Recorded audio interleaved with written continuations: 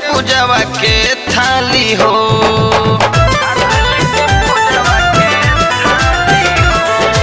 और दुआरिया खड़े बाबा लकवा हाथ लेके पूजवा के थाली हो। अरे खोला तू नयन तनी फिर तू नजरिया हमारा पमाई से रावाली हो।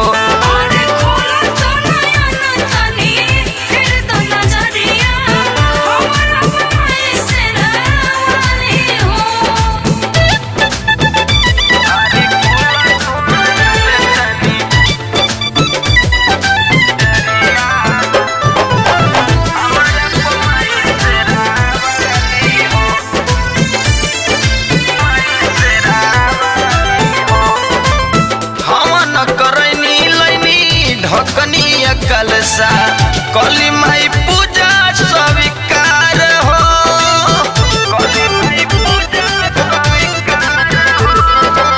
फूलवा के माला मालिन से मंगवनी कर दे तू दया एक बार हो।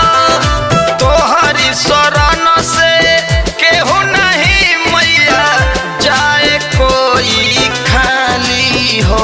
अरे खोला तू नयन तनी फिर तू नजरिया हमारा पमाई से रावाली हो।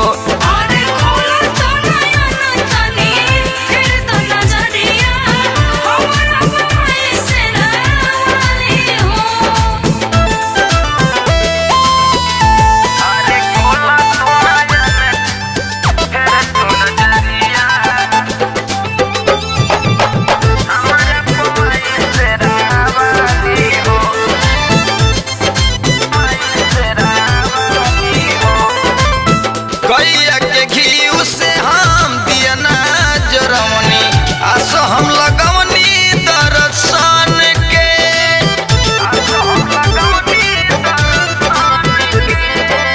तोहके गुहारे अइले अरजी लगावे सोनू प्रजापति भक्त बन के गावे रजनीकांत माई तोहरी पचरवा राउर महिमा निराली हो। अरे खोला तू नयन तनी फिर तू नजरिया